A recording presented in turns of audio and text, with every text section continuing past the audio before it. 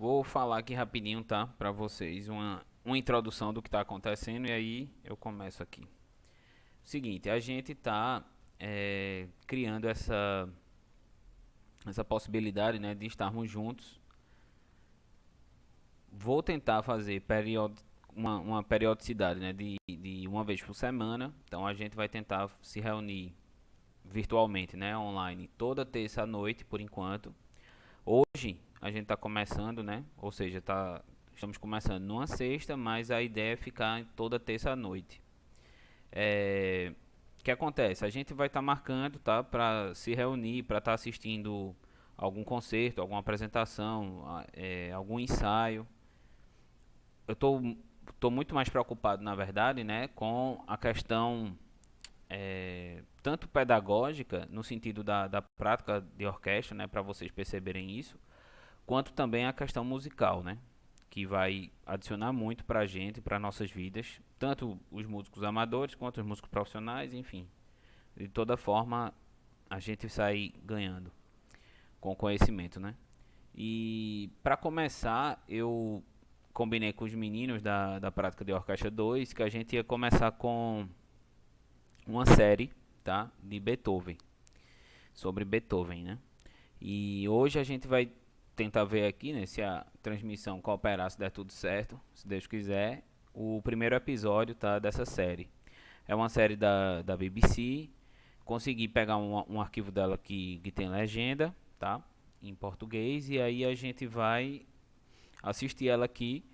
O chat tá em aberto, então podem comentar durante ela, tá? Qualquer coisa eu vou comentar com vocês também, se minha conexão aqui aguentar, né? E vamos lá. Vamos começar a ver, tá, alguma coisinha sobre a vida de Beethoven, um documentário. Vou começar aqui.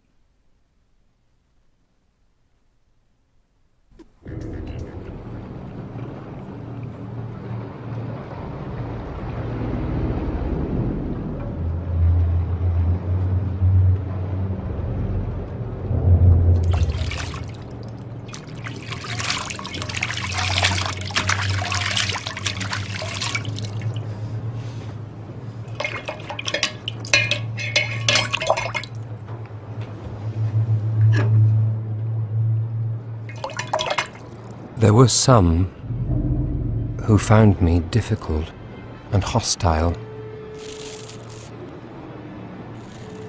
but they did me wrong.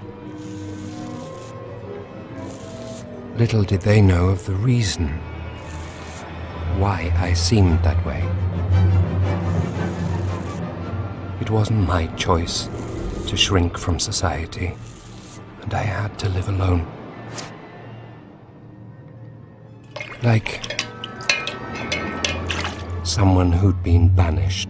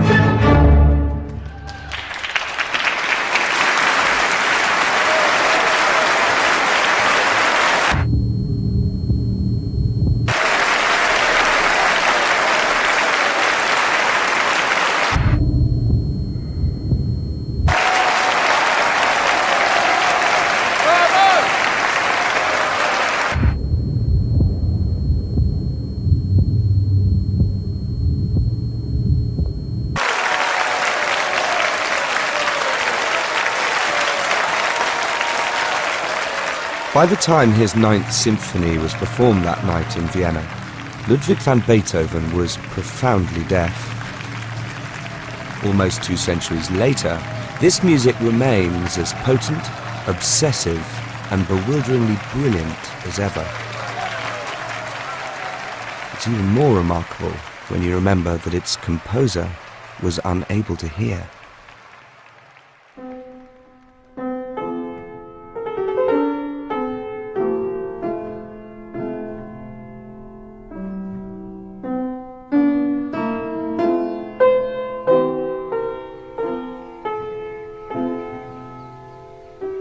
For me, the struggle that comes through Beethoven's music is what makes it so compelling. And struggle was always part of his life. Just as with Shakespeare, you come to Beethoven to engage with the big questions that stir nations, that stir humanity itself. The struggle against deafness, the struggle for personal freedom on every level, the determination to be an artist on his own terms. All this I feel acutely in his music. Music which, against the odds, articulates the indomitable power of the human spirit. His music has changed lives. It's changed history. And with him, you might say, music grew up.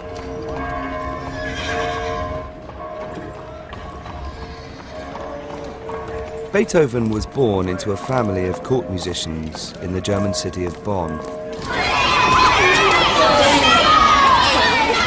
From an early age, he'd learned to fend for himself.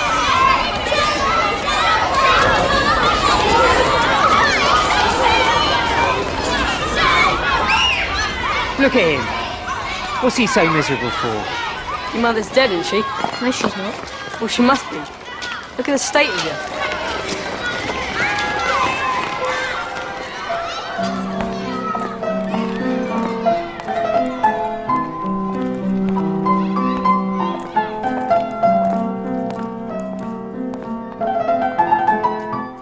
Ludwig's mother wasn't dead. At least, not then. I don't think his mother meant to neglect them.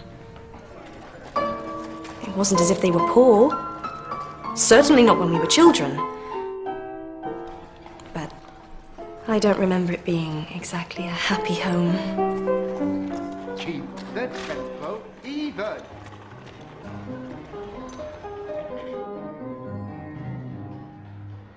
A gifted pianist, Beethoven had inherited the talents of his late grandfather, a renowned musician who'd been director of music at the court. Unlike young Ludwig, his father Johann, a tenor and music teacher, had failed to live up to the family name.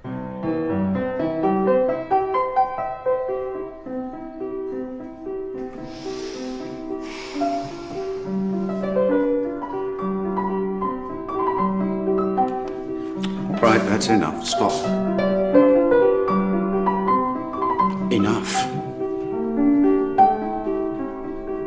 That's enough. How many times do I have to tell you just play the notes in the exercise? But, Papa, it's so beautiful. It's silly trash. Stop. Grandfather would have loved it. I said enough!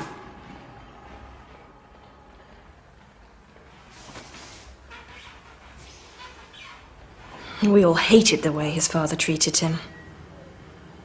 But he was always boasting about his son. Not in front of him, of course, but outside the family home. Oh, my Ludwig, he used to say. In time, he'll become a great man in the world, you'll see. It was bewildering for Ludwig. He never knew what kind of mood his father would be in. And more, he withdrew into himself.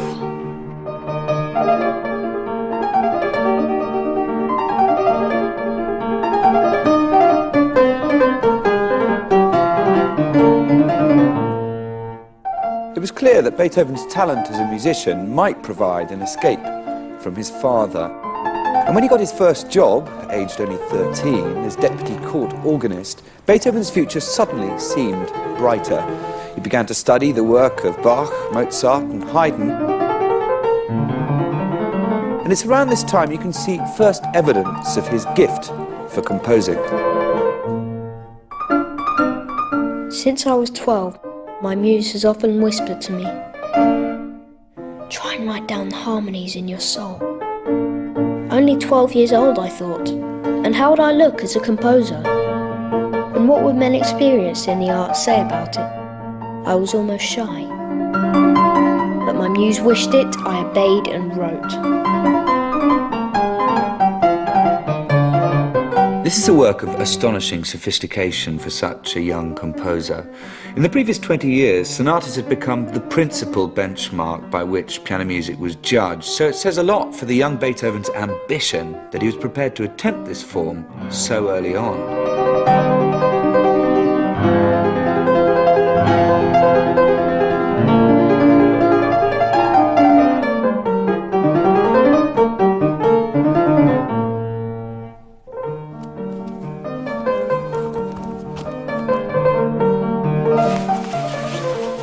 Every element of his court costume. It was quite something. Sea green frock coat, green knee breeches with buckles, stockings of black or white silk, shoes with black bow knots, the vest bound with real gold cord, hair groomed, hat under left arm, sword with a silver belt. It was really quite something.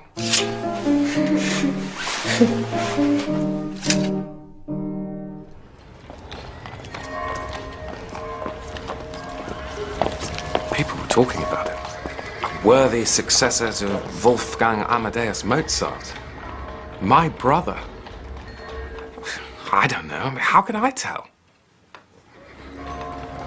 All I know is that his talent was a blessing for our family. Our grandfather's inheritance had almost run out. Father could barely support the family anymore. Once he started drinking, my brother's income was the only thing that kept us alive.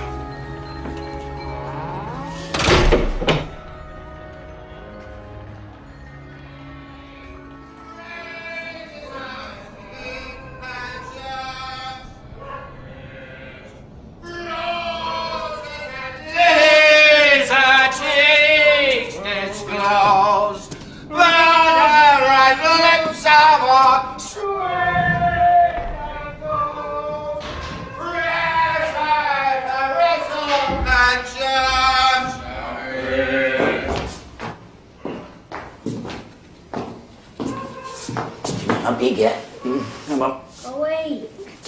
You bastard! Come on now. I want you to play something beautiful for us.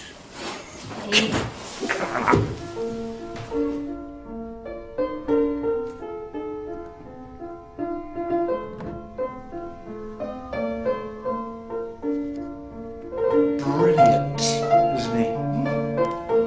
You're my little genius.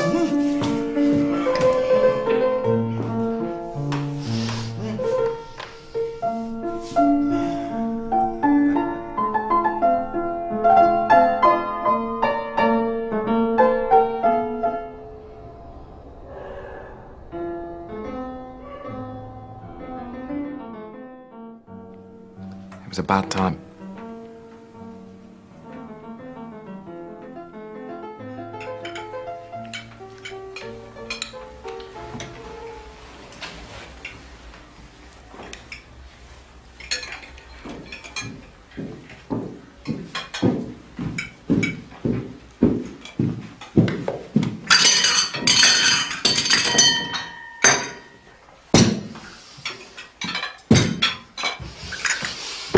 Of course, your counterpoint will have to improve.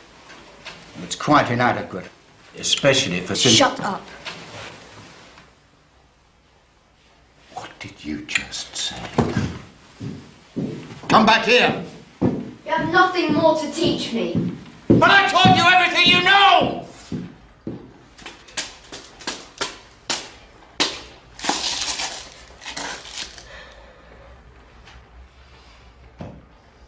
I never understood why Ludwig's mother didn't step in.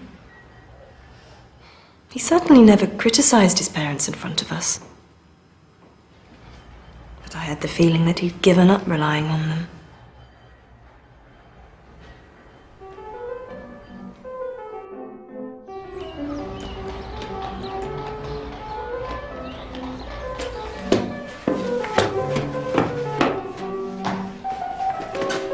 Ludwig, how lovely to see you. Come and see how your pupil is getting on. Beethoven found refuge at the home of Eleonora's family. He taught young Eleonora the piano. Her mother, Helene, doted on him.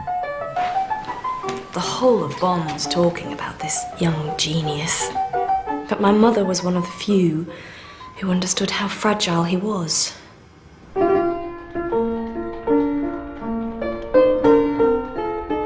He was happiest when he was alone. Just him and his music.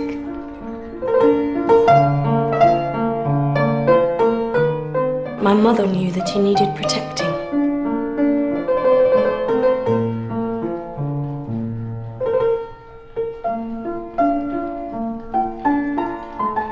She used to say to me, "It's our job to keep the insects off the flower."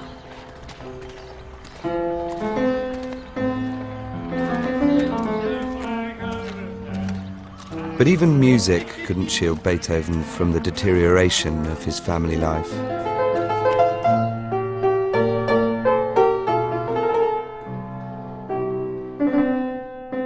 Ludwig's mother would shortly die from consumption, and his father's drinking problem grew steadily worse.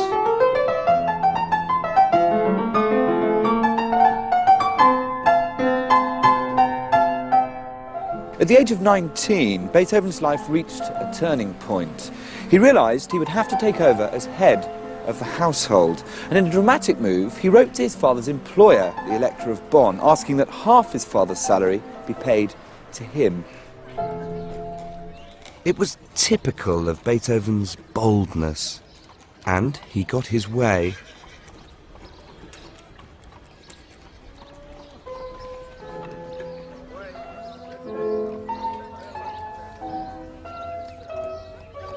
By now, Beethoven had come to the attention of Bonn's rulers, and through them was given his first big musical break. He was chosen to write the music for a cantata commemorating the death of Joseph II, the popular and modernizing Habsburg emperor who had embodied the ideals of the French Enlightenment.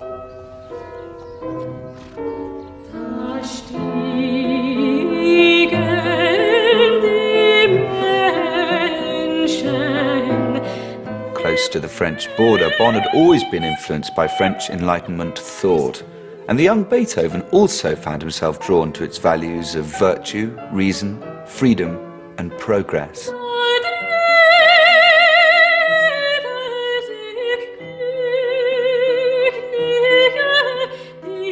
Here, as an idealistic and demanding young man, he penned this sublime tune, almost Mozartian in its effortless beauty.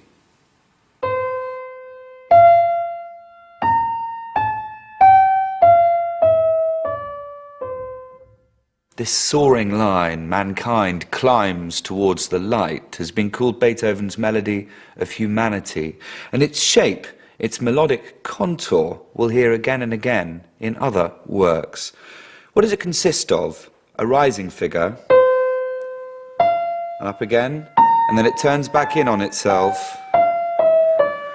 So it's about an overall shape, not the specific notes, which makes it a motto theme, which is an ongoing obsession in Beethoven's music throughout his life.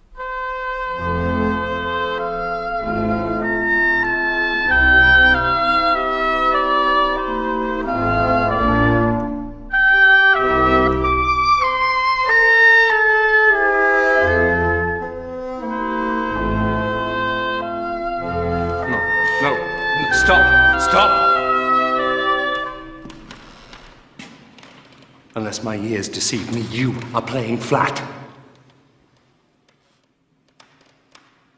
The whole of the last phrase was flat.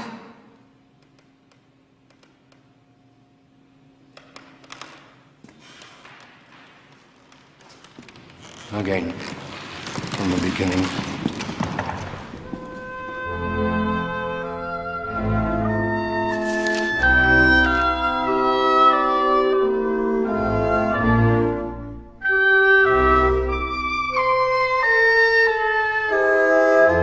The work was rehearsed but never performed in Beethoven's lifetime. It's an ambitious, elaborate piece, and at 800 bars, longer than anything he'd written before.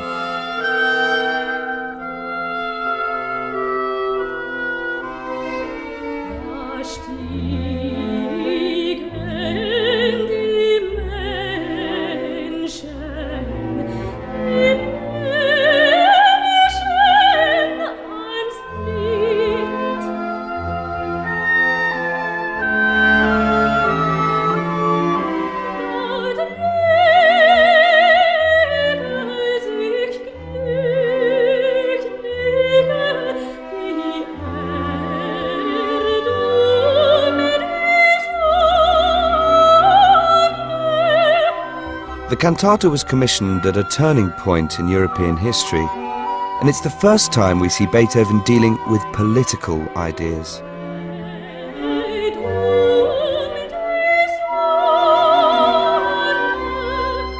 The storming of the Bastille in France had sent shockwaves throughout the continent. And here, Beethoven seems to bid farewell to Europe's past by giving this work an image of an idealized golden age of aristocratic heroism, just as so much of Europe is on the brink of devastating revolution.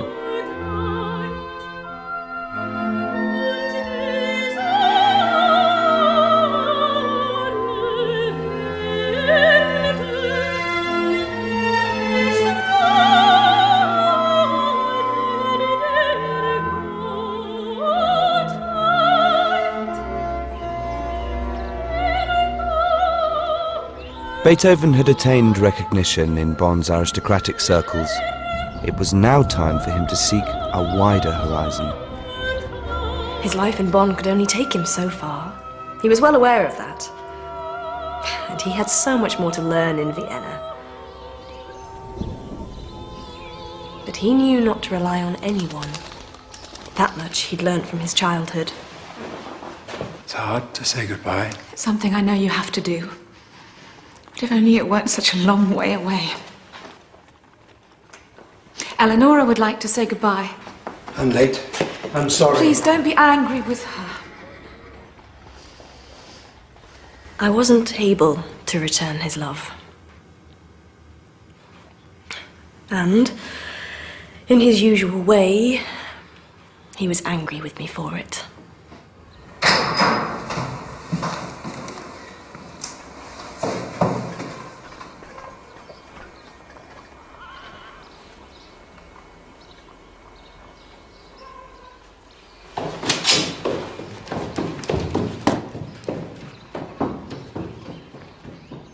He wrote to me from Vienna, and slowly we were able to be friends again.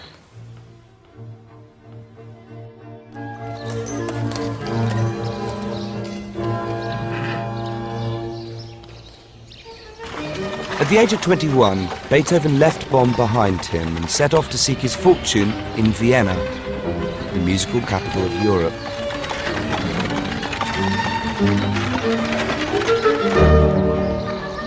He arrived with an invitation to study with the world's greatest living composer, Joseph Haydn.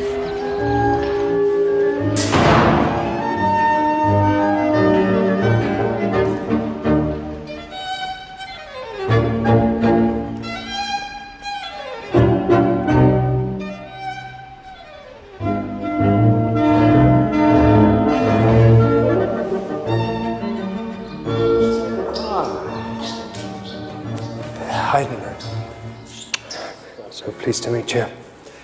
Welcome to Vienna. How are you getting on? Oh, come, sit down over here. Over there. Now, I was shown a manuscript of your cantata when I visited Bonn. Yes, your patron, Waldstein? Yeah. He told me you were brilliant.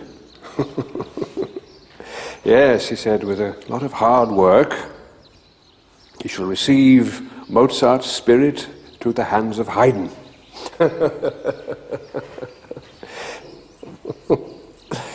And what do you make of that, then? Well, I would be honored to study with you, Herr Haydn, but you know better than I do that every true artist must find his own path. Of course. An extraordinary young man. I wasn't surprised at his impatience. After all, I suppose this was a young man in a hurry, and I was a composer in my twilight years. But I sensed that in time he would give the world something to talk about, and I would be proud to call myself his teacher.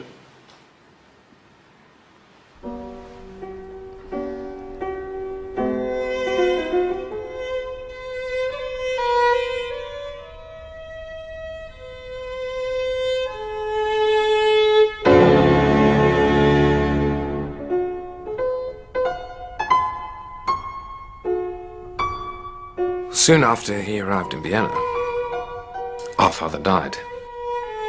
I wrote to tell Ludwig, but he didn't come back for the funeral.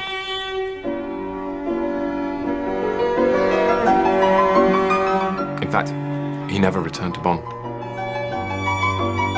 I was more than happy to follow him to Vienna. There was nothing in Bonn for me. I suppose, in a way, I was living in his shadow.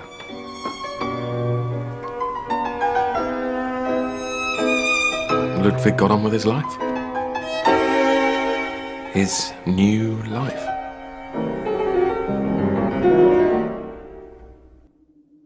The death of his father meant that Beethoven could finally put his childhood behind him.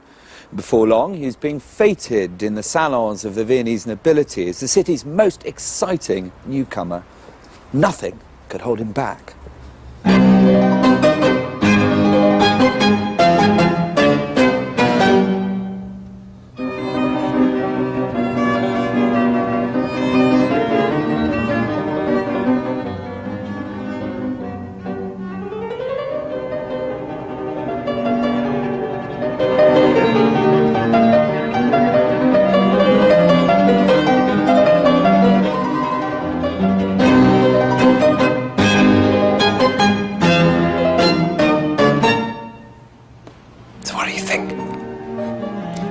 It's novel, and I like it because of its novelty.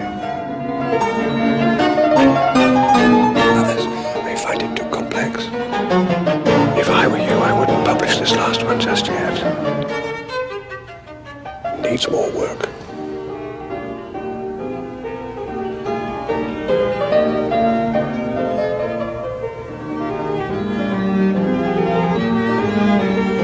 What's wrong with it?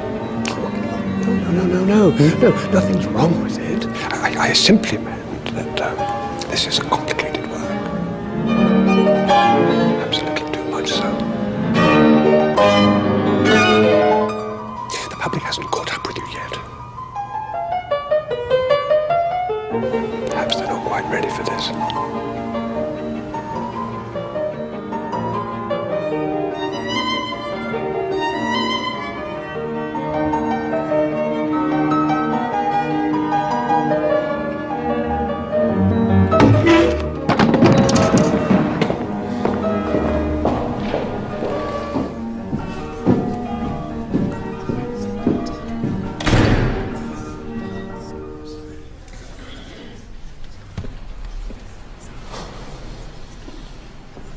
It was a little embarrassing, to say the least. All I meant to say was that the public may not take so readily to such a difficult and stormy finale. But the work was outstanding. It made me proud. And I asked him later if he would put Pupil of Haydn on the piece. It's a normal practice, but not for Beethoven. He refused outright.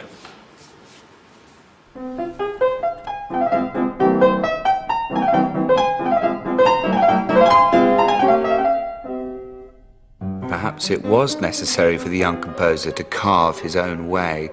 He needed to make his work distinct from that of his contemporaries or teachers, like Haydn.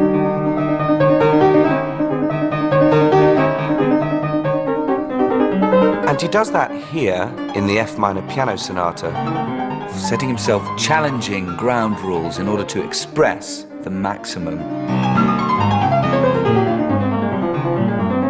Whereas composers like Haydn and Mozart might achieve contrast through key change, Beethoven here sticks pretty much to the one key, F minor. And he forces us to sit up and listen through the use of very clever localized effects. Repetition, strange syncopated rhythms, and extreme shifts between loud and soft. He's taken the idea of contrast to a much higher, more provocative degree.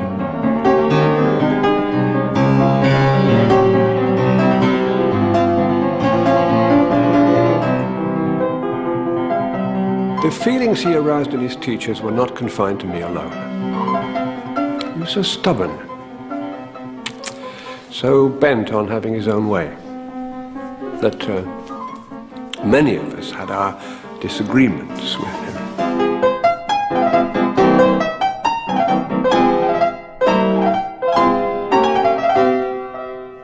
He claimed, apparently, that I was jealous of him. But when you heard the work, how could one not feel it had all been worthwhile?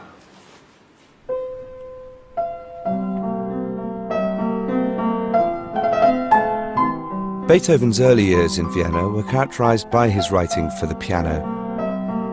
And it's in these sonatas, private works intended for domestic and not public consumption, that we see the real masterpieces of his youth.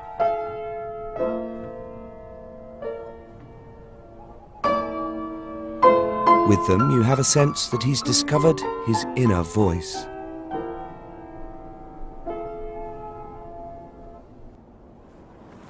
It was his skill as a virtuoso pianist that propelled Beethoven to fame in Vienna. Within just a few years of his arrival, he was already wildly popular as the city's foremost improviser. Contenders would spar in contests where each had to improvise on a well-known piece of music. And to maintain his position, Beethoven had to see off the competition, taking on the heavyweights of the European music scene.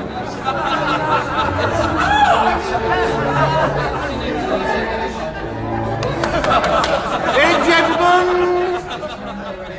Herr Beethoven tonight will meet more than his match, I believe. May I present the brilliant, the hitherto unbeaten, all the way from Paris? But don't hold that against him. He's dexterous, he's dashing, he's debonair, he's Monsieur Daniel Steibelt.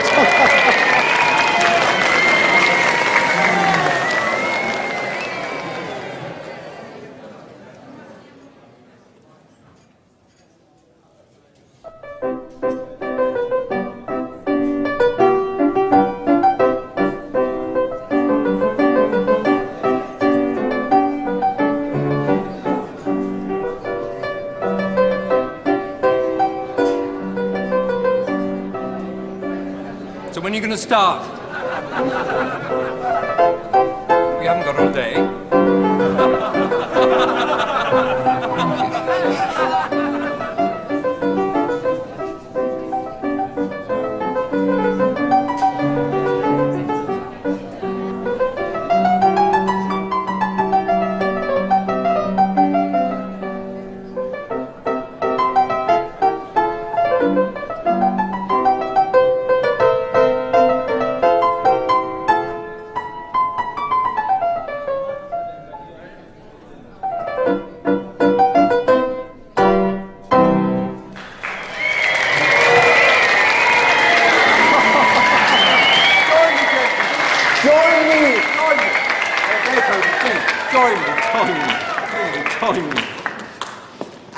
delightful. And now, I introduce the toast of our beloved Vienna. We know him, we love him. His fingerwork is finesse itself. But is he the best? Let's find out. Herr Ludwig van Beethoven!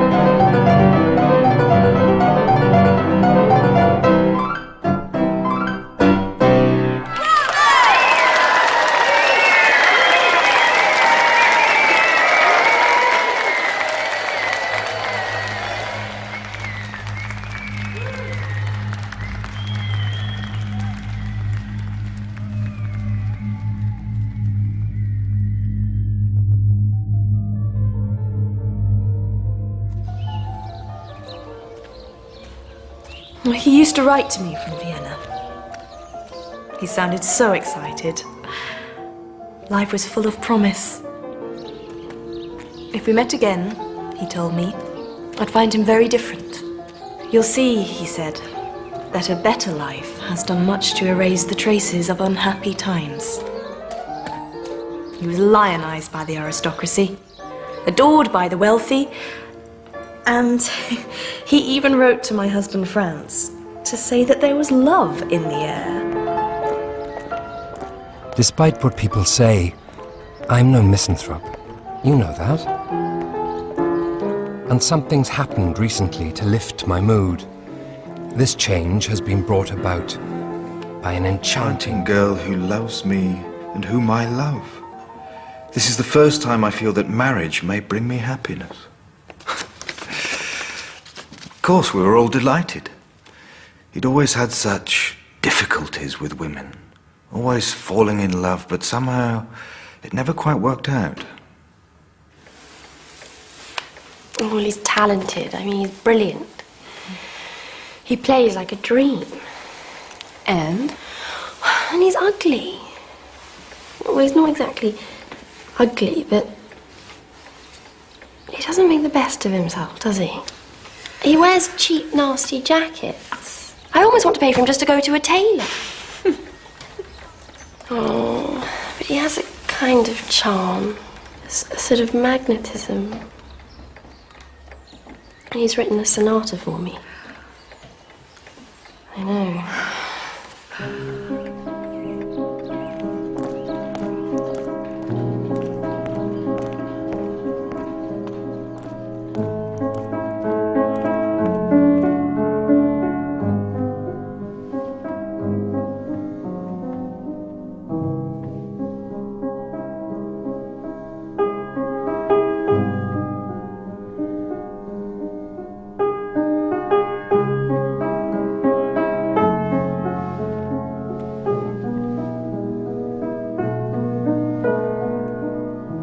This hypnotic work was dedicated to Beethoven's pupil, Countess Giulietta Guicciardi, in 1801, and it only became known as the Moonlight Sonata years after Beethoven's death.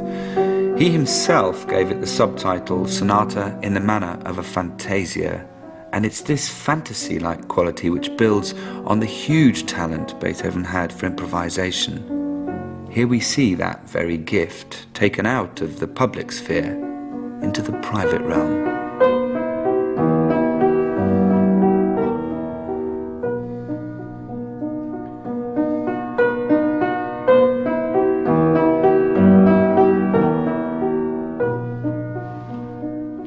It's very rare for a sonata of this period to begin with a slow movement, a delicate, dreamlike texture, which sounds as if the pianist is spinning a spontaneous thread of expressive thought. And then there's the melody, almost a song without words. And in its lyrical and melancholic nature, which would have a great influence on 19th century romantics like Chopin, this work takes the piano sonata into dark, new territory.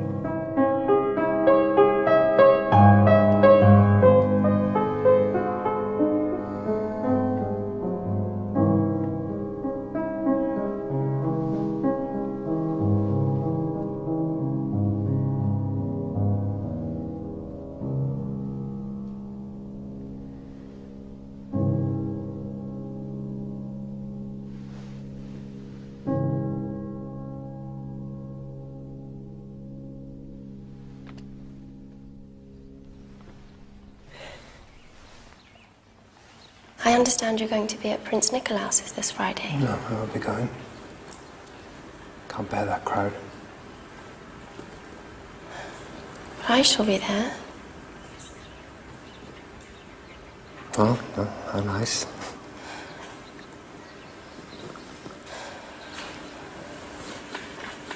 I think we should move on to the next movement.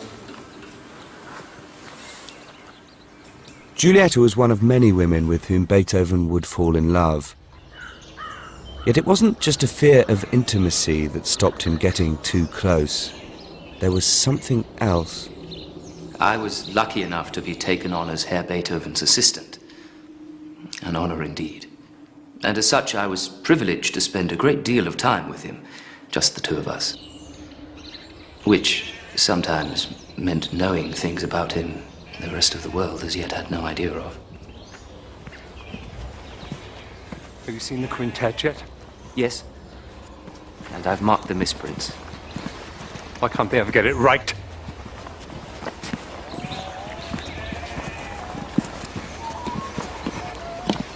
Listen to that. It must be a shepherd. Beautiful, isn't it? What are you talking about? Flute. Listen, there it is again.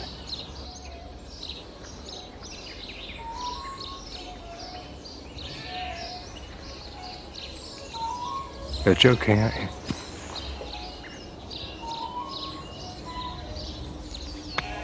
you? Yes.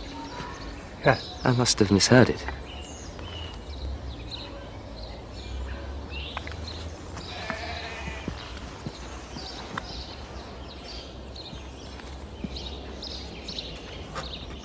You asked about my present situation.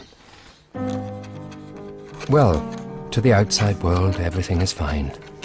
I'm being offered more work than I can possibly deliver, and I no longer even have to negotiate with people. I state my price and they pay.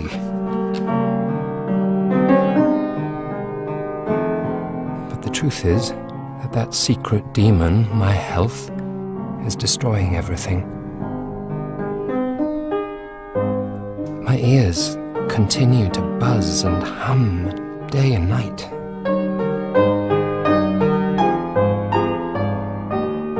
Can you imagine what a disaster that is for me, a musician? I daren't go out in public, just because I cannot possibly tell people I'm going deaf. Beethoven would lose his hearing slowly over the next 10 years. But the first symptoms of deafness, a ringing in his ears and an inability to understand people's speech, threw him into a panic. There wasn't a moment to lose. When he wrote to me again, there was a new sense of urgency in his voice. A determination, almost a mania. A feeling that time was running out.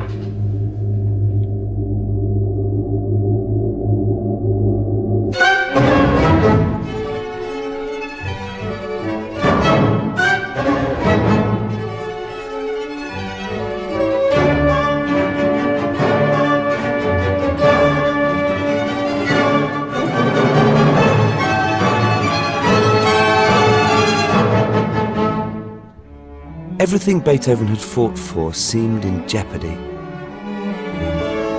With typical defiance, he threw himself into his work and embarked on the most public form of artistic expression, a symphony.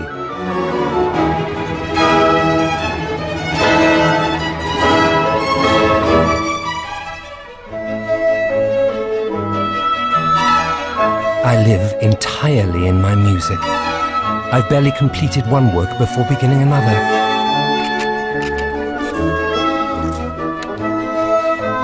At my current rate, I'm often composing 3 or 4 works at the same time. At the moment, I feel equal to anything.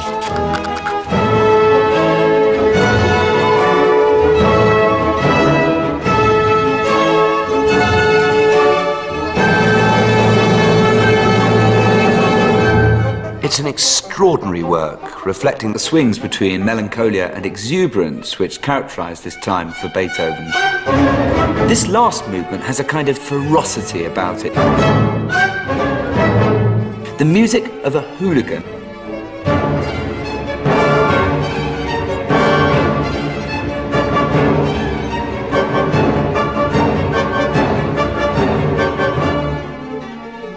This symphony sits on a fault line between the 18th and 19th centuries. It's still very much part of the tradition that Beethoven has inherited, but through its audacity, its aggression, and its sheer size, it's creating a whole new template. And more than ever, his unerring sense of himself as an artist is becoming clear.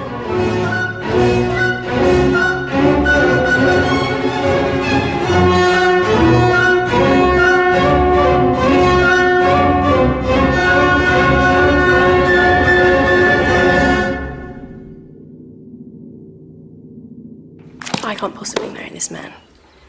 I don't know what I was thinking. My head must have been turned by the music. I mean, obviously he's without rank or permanent position. I mean, what would my future be? Something else? All of Vienna's whispering about it. There's talk he might be losing his hearing. A deaf musician. Can you imagine that?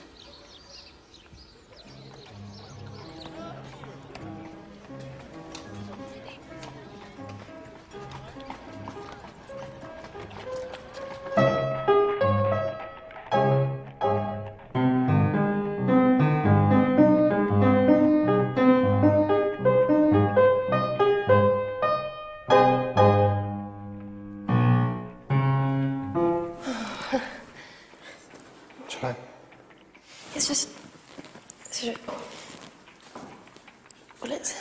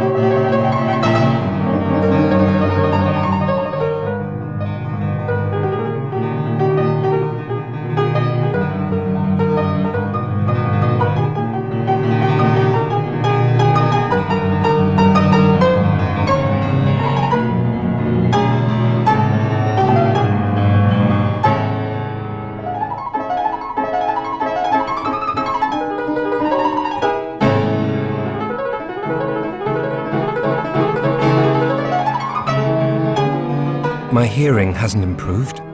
In fact, I think it may be getting worse. And the lady I told you about is not of my class. So marriage is out of the question. And in any case, I really am far too busy with my music.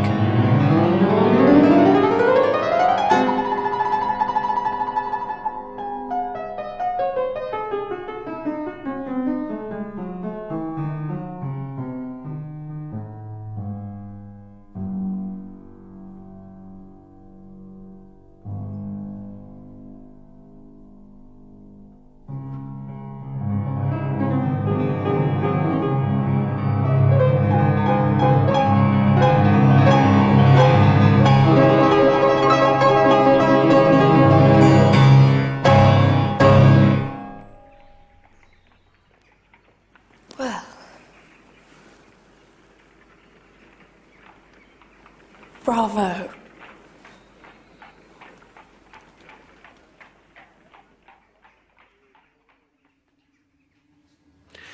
You want to know what his state of mind was like then? Utter distress. Not only was that relationship doomed, but here was a man who, up until now, could do no wrong in Vienna, with a secret that could destroy all that. He began to avoid his friends. He stopped coming out in company. People thought he was downright rude. Not many of us knew the reason why.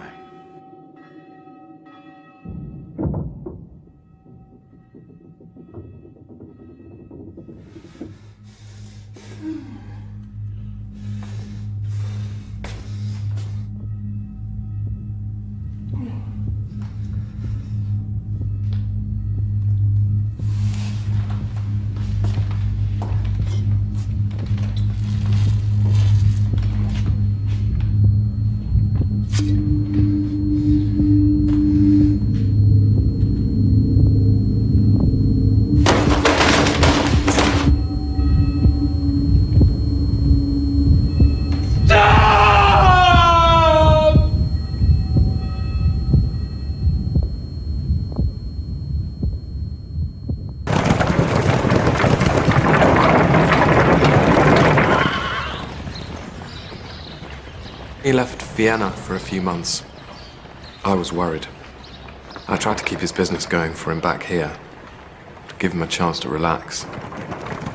I think he pinned his hopes on the peace and quiet of the countryside, and the possibility that there must be something that could cure him. Beethoven travelled to a small village called Heiligenstadt outside Vienna. The move was to change everything, but not in a way he could have imagined.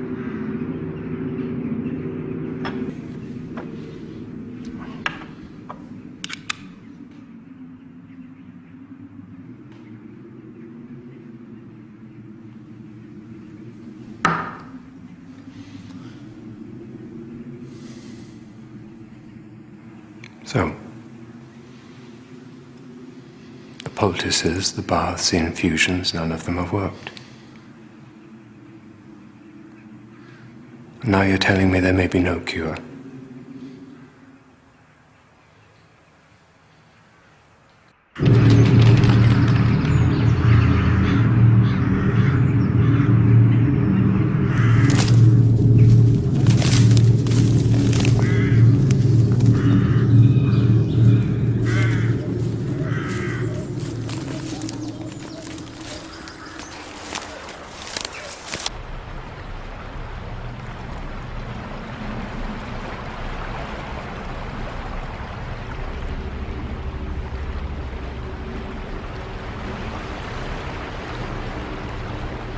You people who think or say that I am hostile, stubborn, or misanthropic, how greatly you wrong me. You have no idea of the secret reason which makes me seem that way to you. I would have ended my life. It was only my art that held me back. I could couldn't possibly leave the world until I had brought forth everything I felt was in me. Any idea I had that by coming here I would be cured, I must now give that up. As the autumn leaves fall and wither, so does my hope. Oh God, grant me at least but one day of pure joy. It's been so long since any real joy echoed in my heart. Since any real joy echoed in my heart. The long document that Beethoven wrote in Heiligenstadt, a letter to his brothers that flirted with the idea of suicide, was never sent. This was his passionate and defiant response to crisis.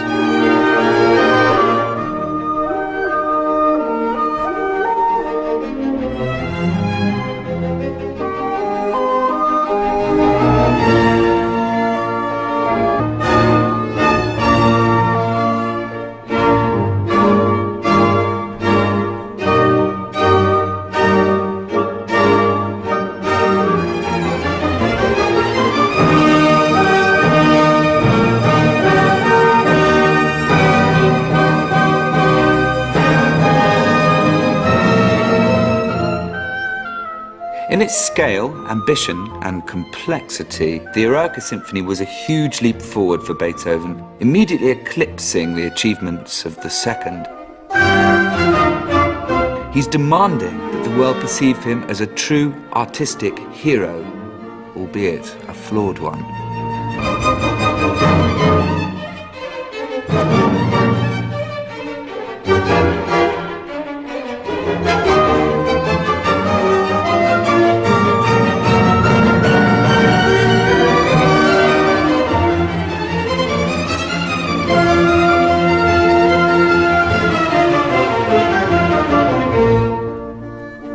He wrote to us that every day was bringing him closer to his goal.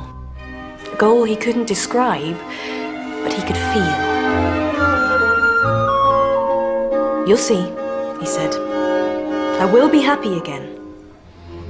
As happy as this world allows me to be.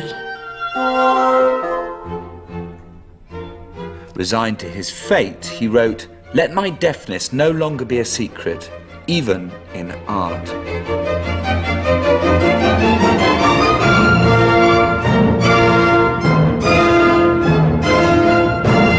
After Eroica, music of previously unimagined scale and brilliance.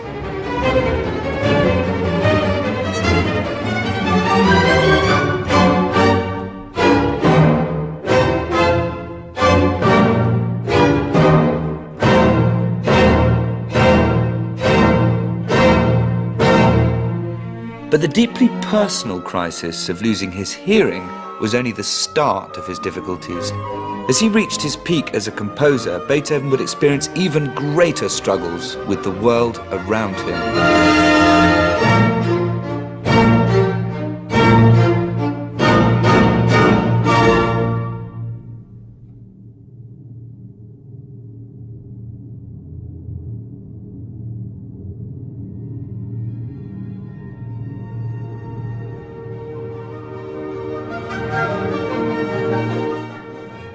And now over on BBC4, join Charles Hazelwood in the new series Beethoven Uncovered as he takes a closer look at Beethoven's Second Symphony.